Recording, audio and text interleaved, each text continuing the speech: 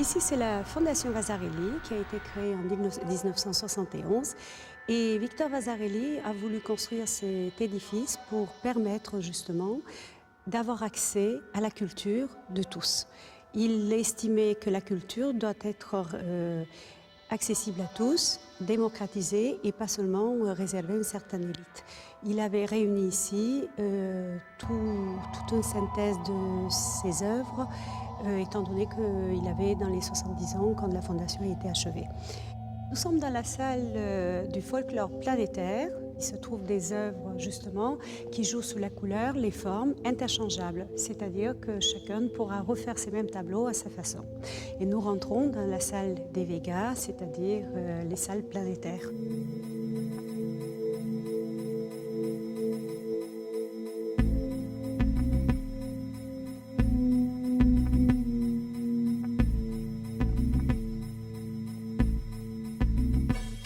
Ici, nous avons 6 tapisseries d'Aubusson qui ont été tissées exprès pour la Fondation.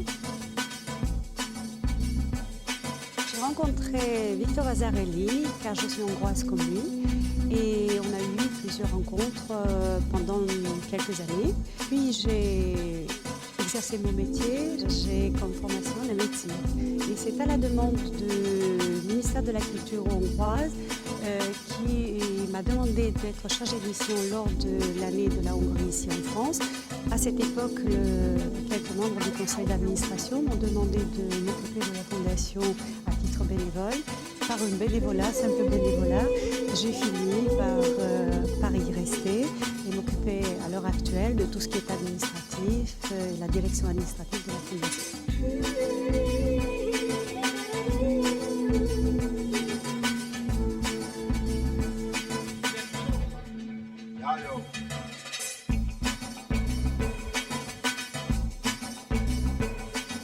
En 1971, Victor Vasarely fonde la fondation et lègue avec l'accord de sa famille tous ses biens afin de permettre à cette fondation de vivre et de fonctionner pendant plusieurs décennies.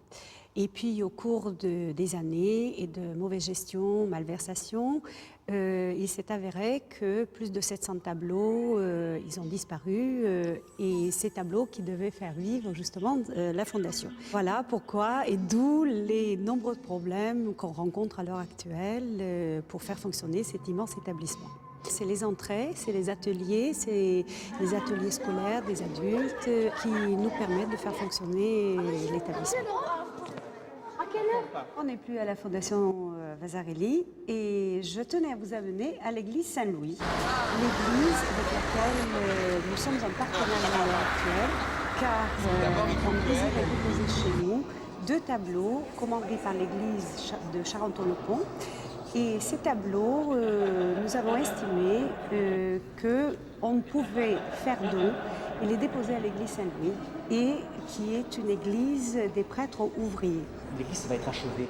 Le chemin de croix fait par un artiste parisien des années 35, les 2 grands papiers de Marouflé des années 60, le réalisme socialiste, et les 2 grands tableaux des années 80, et Vasarely qui reste dans cette tradition du militantisme de gauche marqué communiste. Et je trouve que c'est ça, cette église continuera à porter cette tradition-là.